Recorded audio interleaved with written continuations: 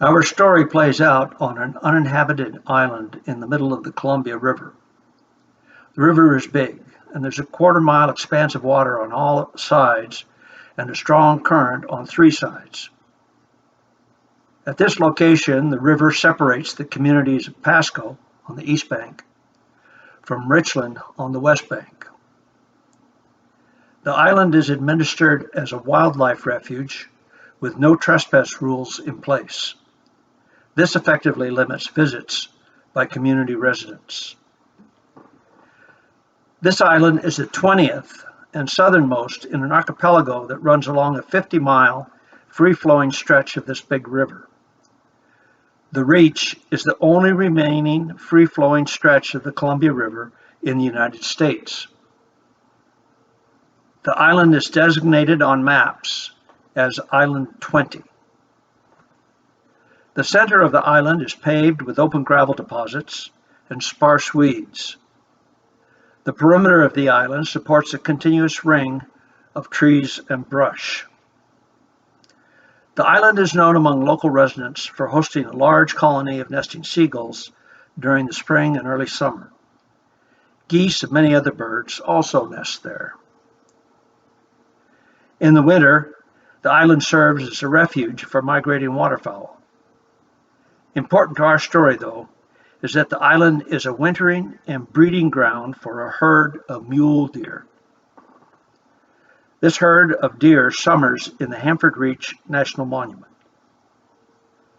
The monument embraces the full 50-mile length of the free-flowing river just upstream of the island. These deer migrate downstream in the late fall.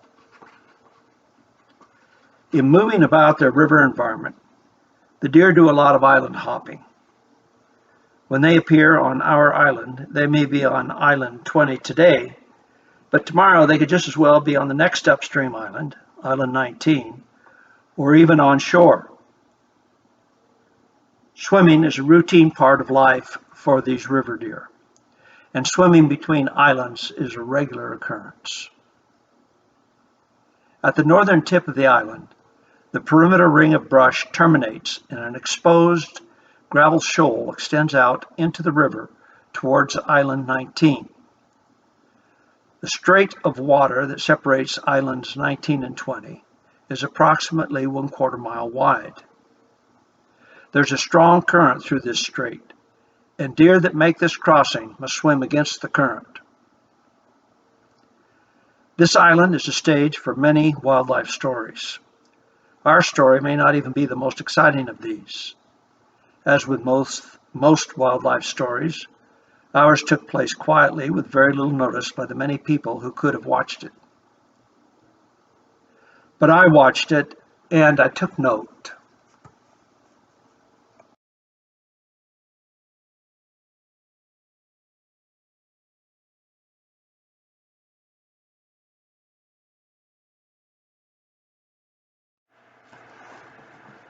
The central character in our story is a really big buck.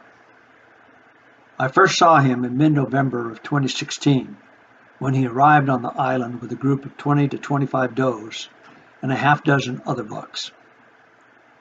Although several of these bucks were big, mature animals, one stood out as the biggest of all. He was the one to which all the other bucks deferred. In a uniquely inspired moment, I named him Big Guy.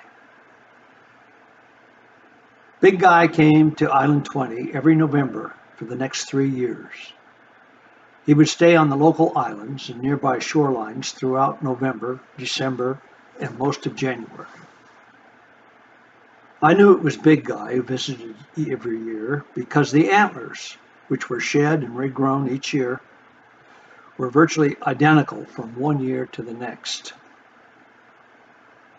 This timetable is important to our story because when I first saw him in 2016, Big Guy was already a mature animal, at least 4.5 years old and probably older.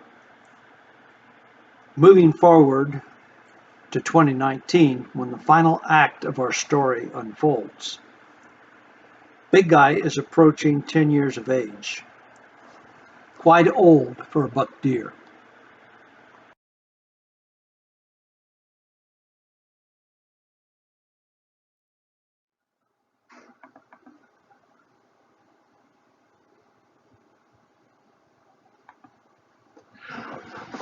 When Big Guy came to the island, he was in the rut. The rut is the condition in which bucks are behaviorally and physiologically engaged in breeding. Big Guy's behavior was typical of all rutting buck deer. Normally cautious and secretive, these animals become less cautious and more aggressive. They change the way in which they interact with other deer. Rut-related behaviors can be parsed into three general categories. Category 1 is behaviors associated with interactions with other bucks. Category 2 is behaviors associated with interactions with does. Category 3 is behaviors required for taking care of basic body needs. The first two behavior categories cost the buck energy above losses from normal activities. These can be damaging to the buck's health. Many bucks succumb to the dual stresses of rut and winter. The last category is an attempt to recover these energy losses. Let's look at behaviors by a buck interacting with other bucks. These behaviors are to establish and to maintain rank within the herd, and it's done by fighting, which is avoided if rank can be established by other means, such as by intimidation. And intimidation becomes the important means for maintaining the established hierarchy. Big Guy, as all other bucks, intimidates by 6 behaviors. 1 is rubbing, thrashing, and scenting local vegetation. 2 is overt bullying. 3 is assuming aggressive postures. 4 is positioning himself between a rival and nearby does. 5 is the baleful stare down. And 6 is the antler clashing fight.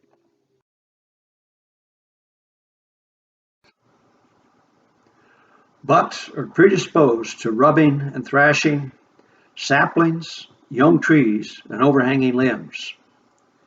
They are led to this by the desire to remove the dead and dying velvet from their recently hardened antlers.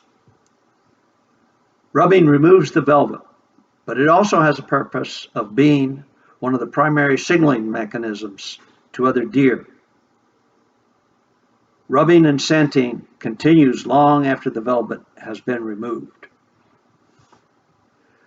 The signal from rubbing comes not only from the damage that is inflicted on the vegetation, but from the glandular scent that gets left on the branches and limbs that receive the rubbing. The scent-producing glands are located around the eyes and at the base of the antlers. The young buck in the first video clip appears indifferent to Big Guy's machinations on the tree branches behind him. Let me assure you, he is very much aware of Big Guy's message. In the clip where Big Guy is thrashing the willows, the lingering scent on those rubbed branches leaves a lasting signal telling other bucks, "Here I am, this is my rank, and I will defend my privileges accordingly." Anyone who has spent time in the woods knows how to identify a buck rub. It is common for little bucks to tag along with big bucks. Once the rut is underway, the little buck tag-along becomes an annoyance. To protect the primacy of his genes, the big buck will run the little buck off. The little buck in this clip had annoyed Big Guy for most of the day. Finally, Big Guy had had enough and sent him on his way.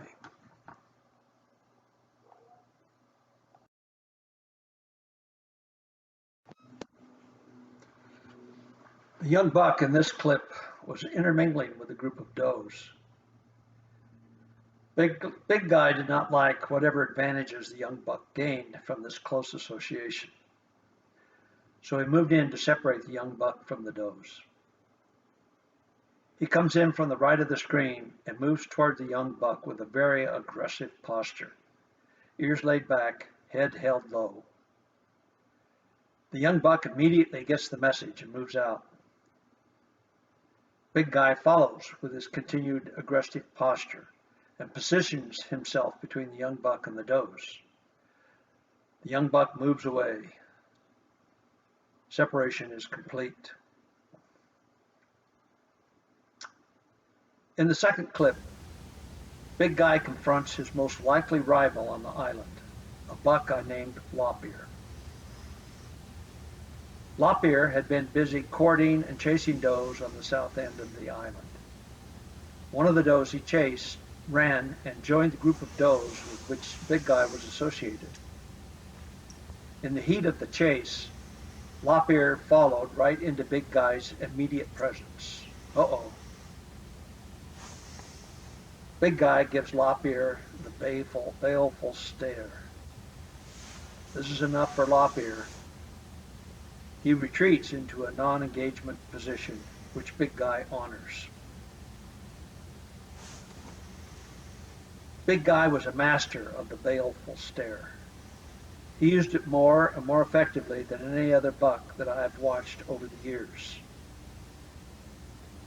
This may have been due to the fact that Big Guy never had a real challenger during the time that I watched him.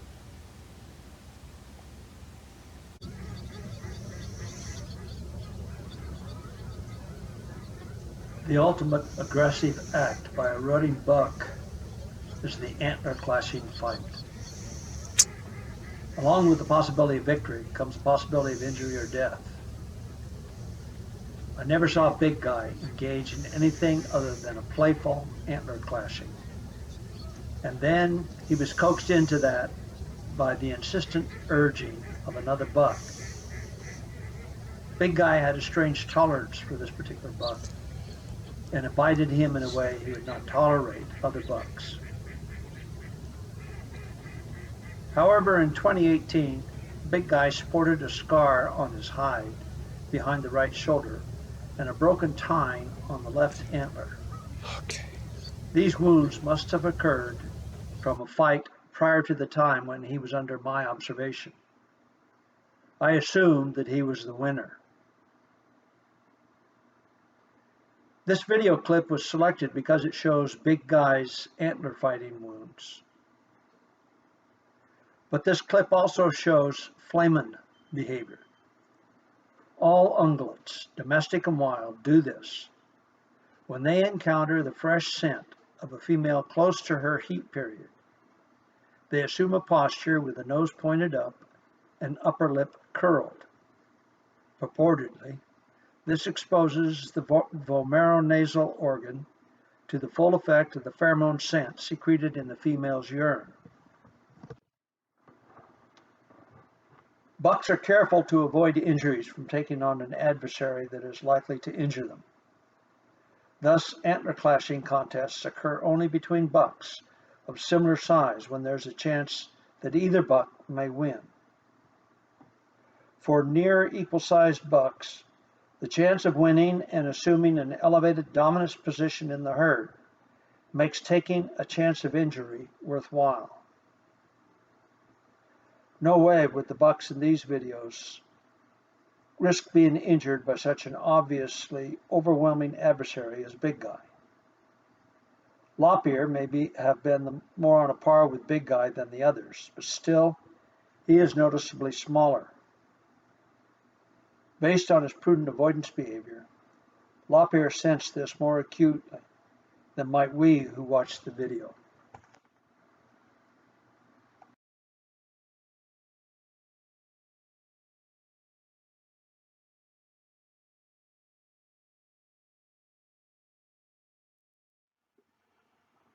Category 2 is behaviors geared to interacting with does. There are 4 behaviors in this category. The first is seeking does that show early signs of heat. The next is attending to does that are exhibiting full-blown heat. A third is chasing does as the time for breeding becomes imminent. And fourth is the final act in the breeding scenario, or copulation. When Big Guy was observed traveling by himself and moving at a pretty good clip, he was seeking a doe that was beginning to show signs of estrus. He may have been following a scent or some other clue that gave direction and urgency to his travels. I have observed many bucks in this behavioral mode in the mountains. Universally, these bucks will exhibit open-mouth panting. This indicates that they are expending sufficient energy above basal to activate a normally quiescent heat loss mechanism. Thus, travel associated with the act of seeking incurs an energy expense that is above the energy costs of normal activities. Another thing the act of seeking tells us is that mule deer bucks do not gather harems. Rather, they travel to find receptive does wherever they might be. These does will probably be a member of a herd, in which case the seeking buck will insert himself into the herd to begin tending to the doe in preparation for eventual breeding. This gives the appearance that the herd is the buck's harem. This could not be farther from the truth. The buck plays no protective or leadership role in the herd. He is not a patriarch in any sense. The herd is led by a matriarch, and the buck is no more than a temporary interloper. The buck will vigorously protect his breeding privileges to the doe that he is currently attending, but his interest in the herd and in the doe quickly dissipates when she goes out of estrus in 24 to 48 hours. Then the buck leaves the herd and travels once more to seek another doe that is coming into heat wherever he might find her.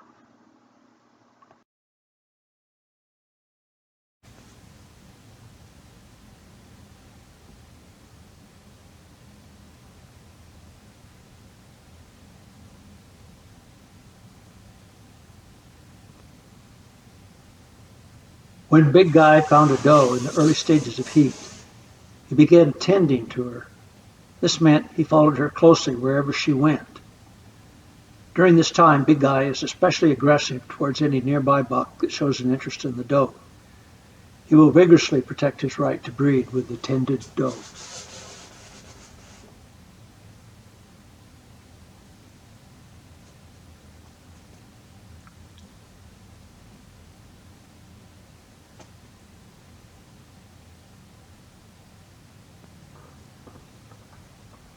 Big Guy's interest in this one doe becomes apparent when she wanders into a group of other does.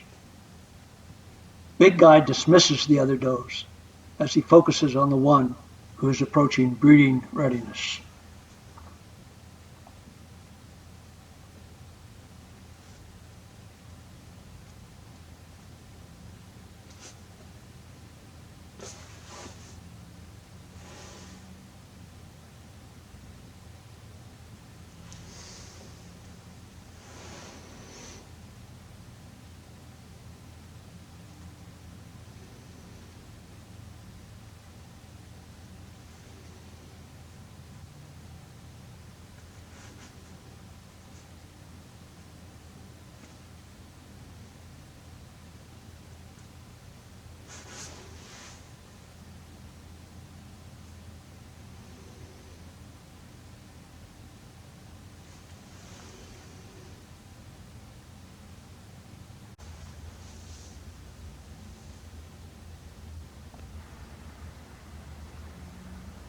The chase is a culmination of the tending period.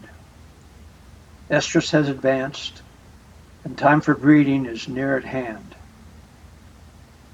The chase seems to be a stereotyped behavior that often precedes copulation. This may not always be the case, and the chase may be the result of the buck jumping the gun on the doe's readiness. In any case, it is a common near climax to the courting episode. I have observed the chase on several occasions by deer at various locations, but it seems to be more prevalent among these island deer than among breeding deer elsewhere.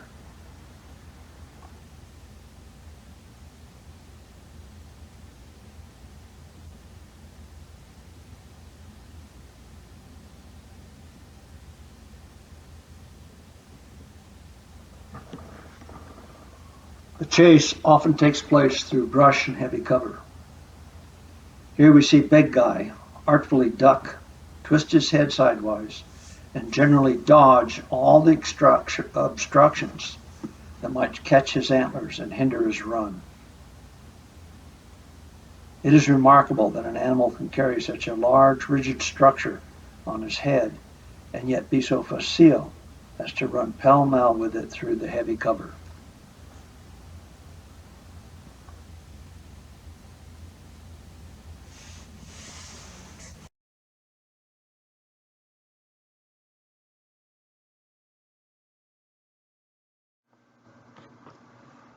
Although copulation is the essential climax to the courting procedure, it actually takes just a moment to complete. This clip was taken on the 1st of January, nearly at the end of the rutting period. A herd of approximately 30 deer had gathered on the south end of Island 20 in preparation for leaving the island and swimming to the east river shore. Big Guy encountered a doe in the herd who was at the stage of breeding readiness. I don't know that any of the courting protocols we just reviewed preceded the copulatory event. Timing was right with the doe. She was at the proper stage of receptivity, and Big Guy was always ready. Copulation occurred quickly as it normally does. A couple of other copulatory events followed, but the whole thing was over in minutes. I suspect most, if not all, the other does in this herd were already impregnated.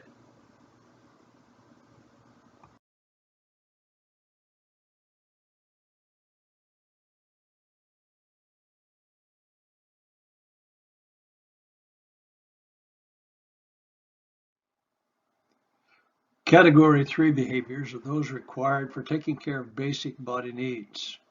As a minimum, they include eating, browsing and grazing, ruminating. Ruminant animals must devote considerable time to regurgitation and cud chewing. And sleeping, and this is a requirement of all animals that they spend a significant amount of time sleeping. All the rut-related behaviors considered so far were energy-expending activities. In order to maintain body condition, Big Guy was forced to take advantage of what was available on the island. Here we see Big Guy grazing on the dried herbaceous plants that grew in the island's open central areas. This always appeared to me to be a meager source of groceries, but there was little else on the island to eat, and island deer had to make do with what was available. Maybe because of the circumstances associated with living in a relatively benign river environment, and because he was a very experienced breeder. Big Guy was unique among bucks in his ability to maintain good body condition throughout the rut. Rest was critical to body maintenance because that is when the necessary life-sustaining activities of browsing, rumination, and sleeping occurred. Big Guy made sure he got his rest.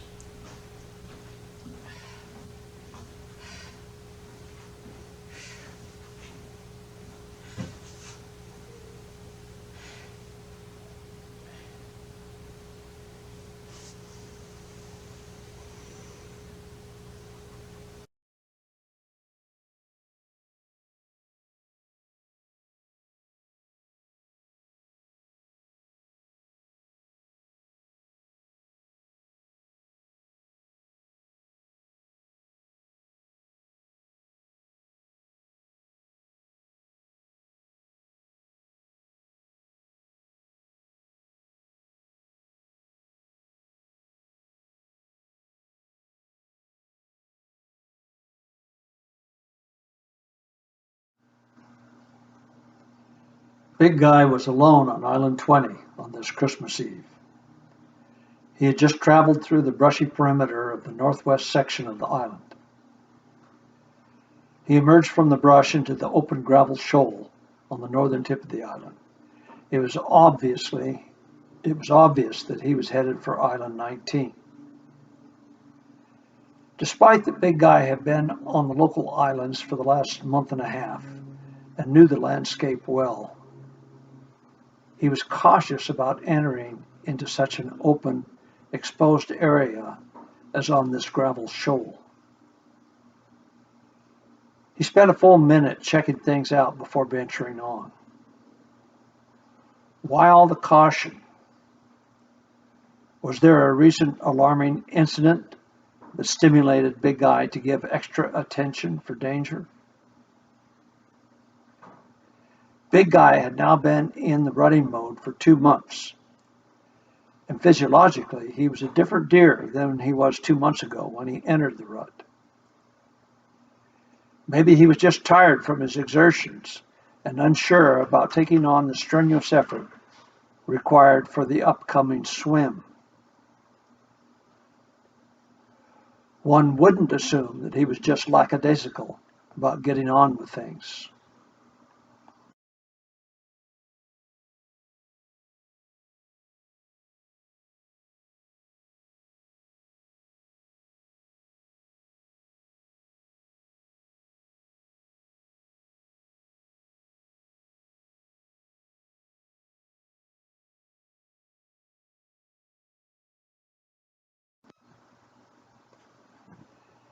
After a minute to survey his surrounds, Big Guy began gingerly making his way across the exposed gravel. Again, why the timidity? Was he footsore?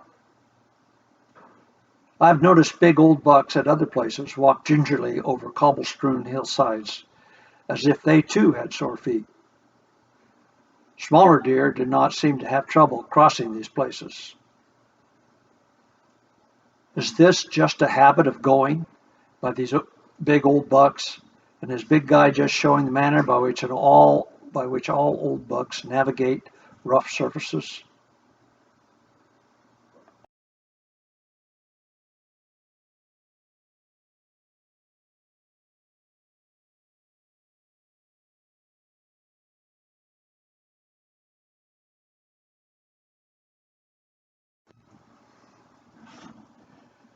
When Big Guy entered the water on the northern tip of the exposed shoal, he scattered the waterfowl as he went.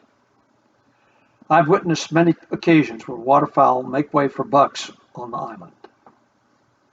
Great blue herons are interesting in this respect. We saw in an earlier clip where a great blue heron moved out of Big Guy's way as he traveled while he was in the seeking mode.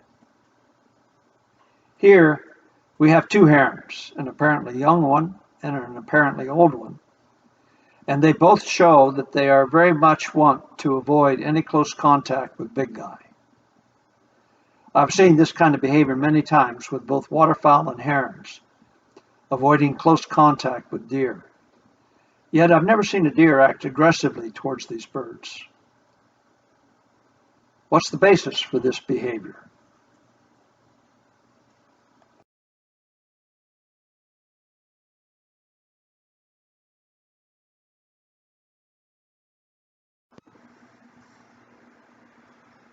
Big Guy's beeline direction as he waded through the water was slightly to the right of Island 19's southern tip. Note the wake behind Big Guy's legs and body, showing the direction of the current, which is definitely not the direction that he wanted to go.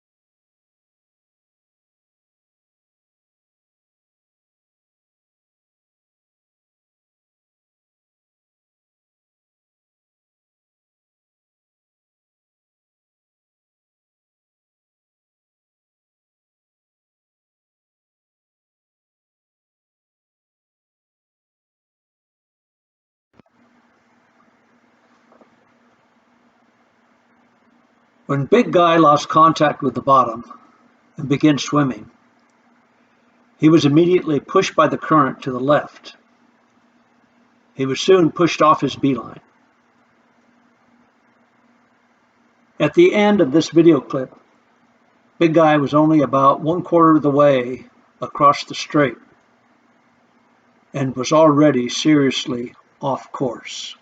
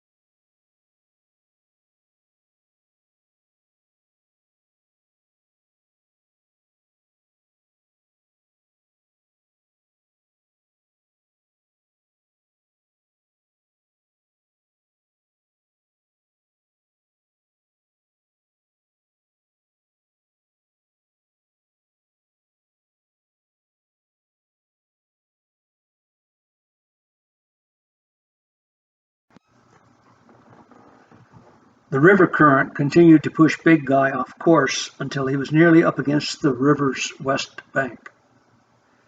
When it was evident that he was never going to get to Island 19, he turned around and swam back to Island 20.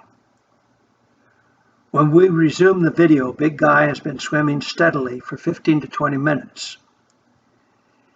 He approaches Island 20 about 200 yards downstream from where he entered the water to begin this swim. His total traverse through the water for this ill-fated swim was close to 1 mile. Note the wake following Big Guy as he approaches the island. From the wake's direction, he is clearly swimming in current, as he has been throughout his entire swimming episode. But as he approaches the island, the wake changes from one that V's out downstream to one that V's out symmetrically behind him. Finally, he has swum out of the current and can swim directly to his target, the island.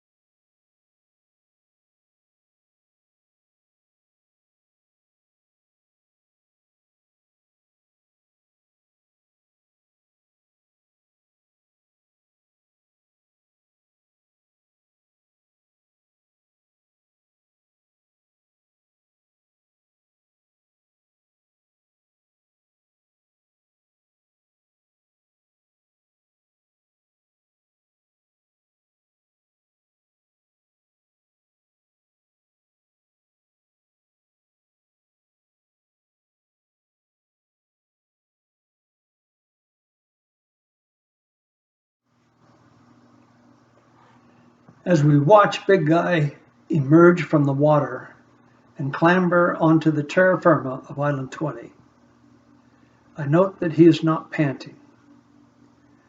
This contrasts with bucks in mountain country, who invariably break into an open-mouth pant whenever they engage in any of the exertional activities of the rut. Big Guy had just completed a prolonged, difficult, and strenuous swim. How come he's not panting? Well, panting is a heat loss mechanism. Big Guy was swimming in 44-degree water. Despite his insulating winter coat, He had ample avenues for losing heat. He didn't need to pant.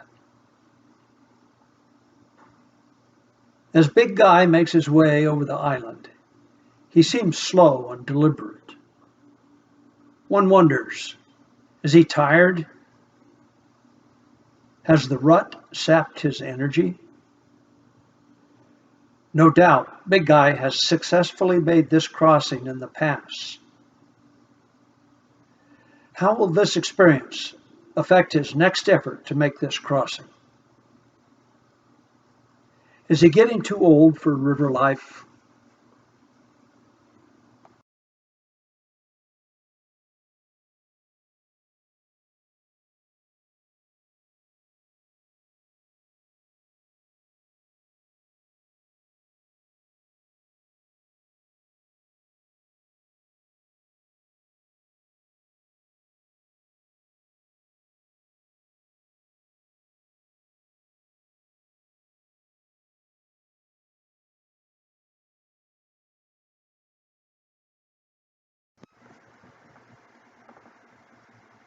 One week after his ill-fated attempt to cross the strait between islands, Big Guy was again on Island 20, but this time with a herd of about 20 deer. A contingent of 6 of these animals, Big Guy among them, chose to swim across the strait to Island 19.